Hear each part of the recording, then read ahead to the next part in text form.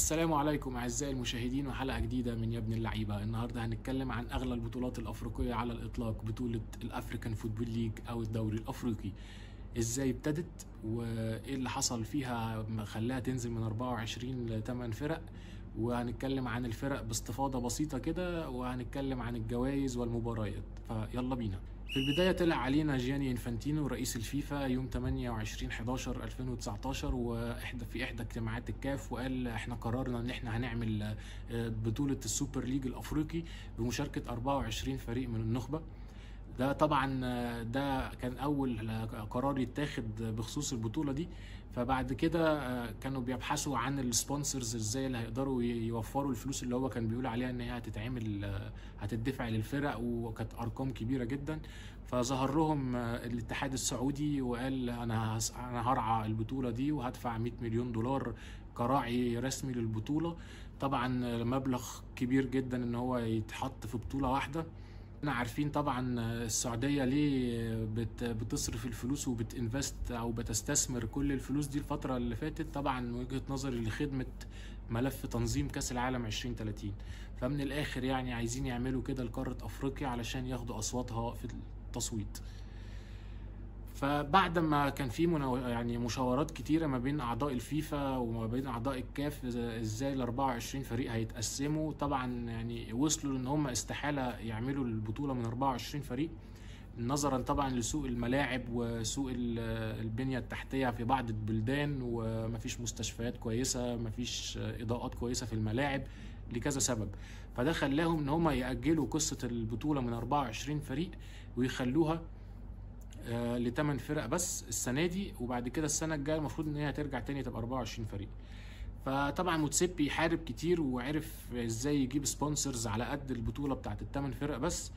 فالصراحه بنحييه عن ان هو برضو اصر ان هو ما ياجلهاش للسنه اللي بعدها، وان هو يبتدي على الاقل بنسخه تجريبيه. نيجي بقى لاهداف البطوله. اهداف البطوله من وجهه نظري هي يعني هدفين. هدف الكاف هو عايز يدخل اي مداخيل جديده ليه هو شخصيا وللانديه. تاني هدف وهو الأهم من الفيفا، وهو يعني إقناع وعايز يثبت لأندية أوروبا إن هو لأ، أنتوا السوبر ليج اللي كنتوا عايزين تعملوه بره إدارة الفيفا وبتاع ده. طبعا شفنا كلنا الفترة اللي فاتت الأحداث اللي حصلت ما بين اليويفا والفيفا وما بين الأندية الكبيرة في أوروبا زي ريال مدريد وبرشلونة ويوفنتوس، والخناقة اللي حصلت على السوبر ليج اللي هم كانوا عايزين يعملوه بره الفيفا. فهو قال لا، انا هعمل البطوله دي وهعتمدها تحت رعايه الفيفا وبالتعاون مع الكاف، وهنكررها طبعا فين؟ في القاره الافريقيه، طبعا حقل التجارب بتاعهم يعني. فبعد ما قرروا ان هي هتبقى 8 فرق وخلاص استقروا على الوضع ده، وعرفوا موتسيبي واعوانه وعرفوا ان هم ازاي هيجيبوا الفلوس للبطوله دي. 8 فرق طبعا الدنيا هتبقى ملمومه شويه، هتتعمل من 20 اكتوبر ل 11 نوفمبر، يعني مش هتاخد لها 25 يوم. فالى حد ما البطوله ايه هتعرف يتصرف عليها كويس. فهنبتدي بقى نتكلم عن الماركت فاليو للفرق المشاركه، وازاي يتقسموا تصنيف اول وتصنيف تاني. طبعا هم حطوا 4 فرق في التصنيف الاول و4 فرق في التصنيف التاني. فهنتكلم عن الماركت فاليو للفرق دي، وهنتكلم عن ازاي الفرق دي عرفت تدعم نفسها بصفقات لانهم يقدروا ينافسوا بعض في البطوله القويه جدا دي. وهنتكلم عن نبذات بسيطه كده عن الفرق. فيلا بينا. في البدايه طبعا في ال8 فرق اللي تم اختيارهم هم النادي الاهلي من مصر، ماميلودي سان داونز جنوب افريقيا، عندك الترجي التونسي، الوداد المغربي، تي بي مازيمبي من كونغولي، من بعد كده انيمبا النيجيري، وسيمبا التنزاني، وبيترو اتلتيكو الانجولي. فاحنا النهارده هنركز اكتر على اول 4 فرق في التصنيف الاول، لان هم طبعا المرشحين الاساسيين للفوز بالبطوله، وبالاخص الاهلي وسان داونز. انا شايف ان هم دول اقوى فرقتين، واللي هيعدي من التاني في السيمي فاينال هو اللي هيفوز بالبطوله. وهنيجي بقى للقرعه وترتيبه الماتشات، لان هي فيها تريكايه كده ايه يعني مش هتبقى في صالح النادي الاهلي. فالماركت فاليو للفرق طبعا رقم 1 عليهم كلهم النادي الاهلي ب 30 مليون يورو، السكواد بتاعه قيمته التسويقيه 30 مليون يورو. رقم 2 بعدين على طول في افريقيا وفي البطوله هو نادي سان داونز ب 29 مليون يورو. بعد كده يلينا نادي الوداد وهو الخامس في افريقيا وليس الثالث، هو الخامس والثالث في البطوله ب 19 مليون يورو. بعد كده نادي الترجي ب 18 مليون يورو وهو السابع تقريبا على القاره الافريقيه. طبعا بقى تيبي مازيمبي وسيمبا وانيمبا وبيترو اتلتيكو طبعا كلهم تحت ال 3 4 مليون يورو، فمش هنجيب سيرتهم اصلا. فوانا باخد بالي بقى من قصه القيمه التسويقيه دي، الصراحه شفت حاجه عجبتني جدا. اعلى 10 لعيبه قيمه تسويقيه في افريقيا هم 5 من النادي الاهلي. اليو ديانج ب 4.5 مليون يورو، وبعديه بعد كده عندك محمد عبد المنعم والشناوي ورضا سليم وامام عاشور، دول اللي من النادي الاهلي. بعد كده عايزين نيجي نتكلم بقى عن ابرز الصفقات اللي الفرق دي عملتها، وايه هو معدل اعمار الفرق دي، لان ده بيدل على شيء برضو. قصة معدل الاعمار دي بتديك انديكيتور كده ان الفرق ازاي دي عندها حيوية وعندها شباب بتعرف تجري وعندها برضو خبرة ولا لا. فهنبتدي بالنادي الاهلي. النادي الاهلي طبعا كلنا عارفين صفقاته، فهنقولها باختصار كده. الاهلي جاب 3 ومشى اكتر من 10. جاب رضا سليم، جاب امام عاشور، جاب انتوني مودست، وهو فعل بند شراء خالد عبد الفتاح، بس مش هنعتبره صفقه جديده، ولا صلاح محسن هيبقى نعتبره صفقه جديده، ولا هنعتبر كريم نيدفيد اللي رجع هنعتبره صفقه جديده. بس هم الثلاث صفقات دول الاهم، وهم دول اللي بيشاركوا اساسيين بالفعل. بس مشينا اكتر من 10 لعيبه. عندك مشينا حمدي فتحي، محمد شريف، شادي حسين، برونو سافيو، حسام حسن، ميكيسوني اتفسخ عقده، بواليا اتفسخ عقده، كندوسي وطلع اعاره، ورأفت خليل طلع اعاره، محمد فخري اتفسخ عقده. اكتر من 10 11. وعلي لطفي راح زد هو ومصطفى سعد ميسي. فعند الاهلي تحس ان هو عمل غربله كده بسيطه في الفريق. عندنا معدل اعمار النادي الاهلي في الفريق 25 سنه، وده رقم كويس جدا. عندنا 6 محترفين. الملعب اللي هنلعب عليه في البطوله هو استاد القاهره، اللي بيقدر يشيل اكتر من 75 الف متفرج. بس طبعا القصه دي مش اكيده، ان احنا عارفين طبعا الموافقات الامنيه عندنا بعافيه حبتين، فمش عارفين هل هنحط ال 75 الف كلهم ولا 30 ولا 50. فالموضوع لسه في قيل وقال. نيجي لتاني فريق وهو سان داونز. اهم صفقات سان داونز، جابوا واحد برازيلي، واحنا طبعا عارفين عادة سان داونز ان هو بيحب دايما اللعيبه اللي من امريكا اللاتينيه. فجابوا لعيب خط وسط مهاجم خطير جدا اسمه لوكاس كوستا، ده عنده 24 سنه، برازيلي. وجابوا واحد ارجنتيني برضو اسمه جونيور منديتا، عنده 30 سنه، ده بيلعب في الجناح الشمالي. معدل متوسط اعمار الفريق عندهم 27 سنه. عندهم 11 محترف. احنا عندنا 6 محترفين بس في الاهلي، هم عندهم 11 محترف. في الدوري الجنوب افريقي ممكن يسمح لغايه 11 لعيب محترف، فده رقم كبير جدا.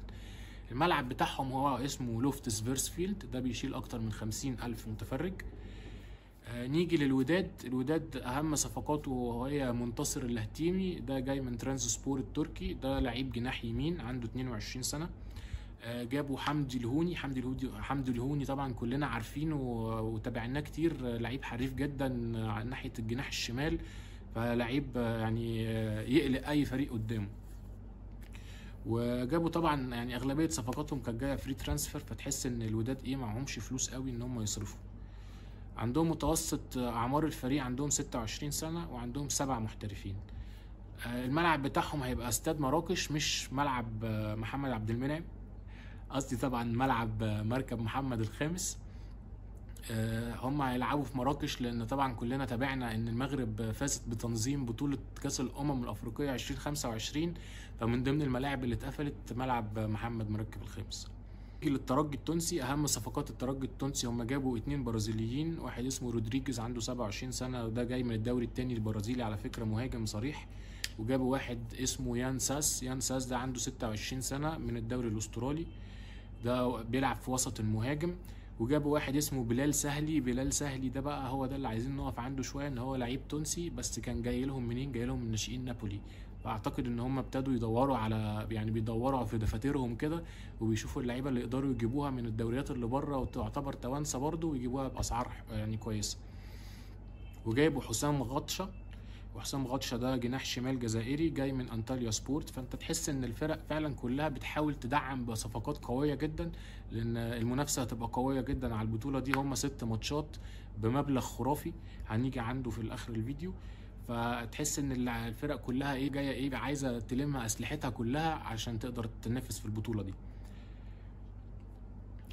عندك بقى متوسط الاعمار في فريق الترجي 23 سنه، وده اقل متوسط اعمار موجود في الثمان فرق. وده بيثبت لك ان فريق الترجي بيبني فريق للمستقبل، وعندهم يعني كذا لعيب بيقدروا يسببوا مشاكل لاي فرقه.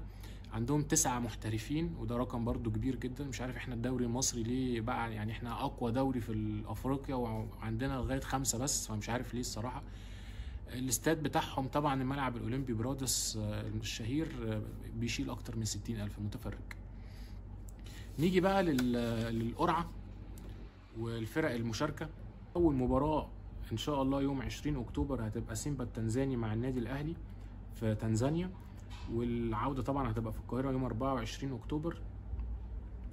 عايزك بقى تركز معايا ايه في الصوره، لان شوف بقى ان شاء الله الاهلي لما يكسب ونلاعب سان داونز. بص بقى الفرق ما بين الماتشين يوم 29 اكتوبر ويوم 1 نوفمبر، يعني حد واربع، يعني 2 و3 بس هتروح جنوب افريقيا وترجع، فاهم، في خلال يومين 3. فده انا اعتقد ده هيسبب ارهاق كبير جدا على النادي الاهلي. لو حققنا الفوز ان شاء الله على سيمبا وسان داونز عرف يكسب بيترو اتلتيكو الانجولي، فاعتقد ده هيسبب تعب كبير والارهاق رايح جنوب افريقيا وراجع. على الاقل هم اخر مباراه عندهم يوم 24 هتبقى في ارضهم، وهيستنوك انت تجيلهم اول ماتش. فلا يعني هم هيسافروا مره واحده بس قبل الماتش، انت هتضطر تسافر مرتين قبل الماتش العوده. فيعني دي نقطه لازم نركز فيها. بعد كده عندك المباراتين التانيين، في انيمبا هيلاعب الوداد، وطبعا الوداد هيكسب انيمبا بسهوله جدا، والترجي التونسي وتيبي مازيمبي، ودي مباراه هتبقى قويه جدا. مع ان الترجي بنقول فريق قوي ومدعم، بس تيبي مازيمبي برضو فريق قوي وجاي زي السنين اللي فاتت، مدعم برضو فرقته بكام لعيب كويسين. اعلى مباراه هيبقى فيها تنافسيه هي مباراه تيبي مازيمبي والترجي التونسي. الثلاث مباريات التانيين لحد ما انت تعرف نتيجتهم من قبلها.